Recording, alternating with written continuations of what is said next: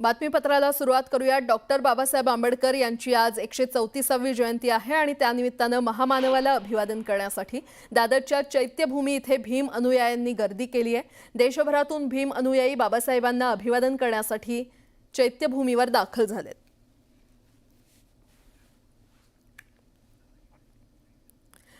आणि या संदर्भात अधिक माहिती देत आहेत आमच्या प्रतिनिधी सुस्मिता भदाणे पाटील थेट चैत्यभूमीवरून आपल्यासोबत जोडल्या गेलेल्या आहेत। Susmita, good morning. आज बाबासाहेब आंबेडकरांची 134वी जयंती आहे आणि देशभरातून खरं तर अनुयायी चैत्यभूमीवर येत असतात।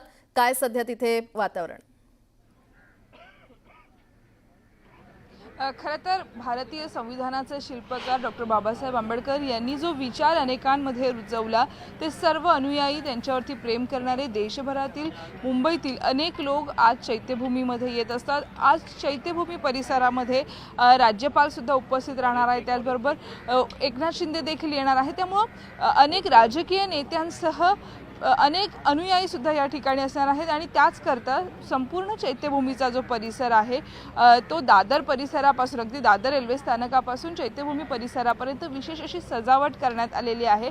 सध्या आपण बघतोय की अशोक स्तंभ जो आहे तो देखील फुलांनी सजवण्यात आलेला आहे आणि ज्या पद्धतीनं हा संपूर्ण परिसर सजवलेला आहे त्याचसोबत मोठ्या संख्येने जे लोक येतील त्यांच्यावरती निगराणी ठेवण्यासाठी पोलीस निरीक्षण कक्ष सुद्धा तयार करण्यात आलेला आहे।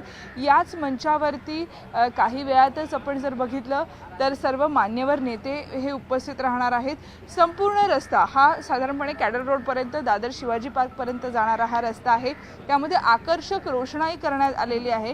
काल रात्रीपासूनच अनेक अनुयायी या ठिकाणी आलेले होते, नतमस्तक झालेले होते चैत्यभूमीवरती आणि अशा सगळ्यांना कुठेही अडचण येऊ नये, कुठेही काही गैरप्रकार घडू नये याकरता सुद्धा पोलिसांची जादा कुमक तैनात करण्यात आलेली आहे। त्याचबरोबर विविध पुस्तकांचा या ठिकाणी प्रदर्शन बनवण्यात आलेलं आहे, छायाचित्रांचं प्रदर्शन भरवण्यात आलेलं आहे।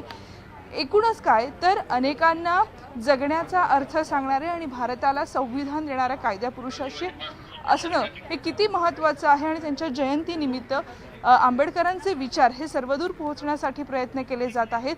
त्याचबरोबर विविंग डेकवरती सुद्धा आकर्षक सजावट करण्यात आलेली आहे। मुंबईचं अतिशय सुंदर दृश्य आपल्याला या ठिकाणी पाहायला मिळतं। वरळी वांद्रे सिलिंगला सुद्धा विशेष रोषणाई करण्यात आलेली होती, ज्यामध्ये भारतीय संसद भवन हे आपल्याला पाहायला मिळत होतं। समोर आपण जर बघितलं तर चैत्यभूमी आणि मुंबई दादरचा चौपाटीचा भाग आपल्याला पाहायला मिळतो। अतिशय कडेकोट सुरक्षा आज असणार आहे।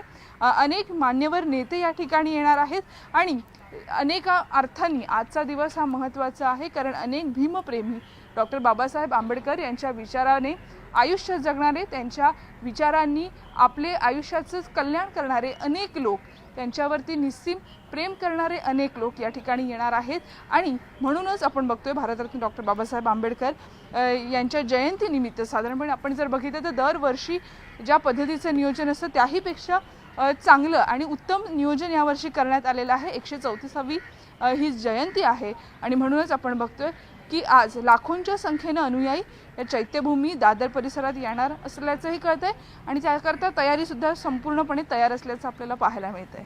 बरं सुस्मिता, धन्यवाद या संपूर्ण आढाव्यासाठी, या माहितीसाठी।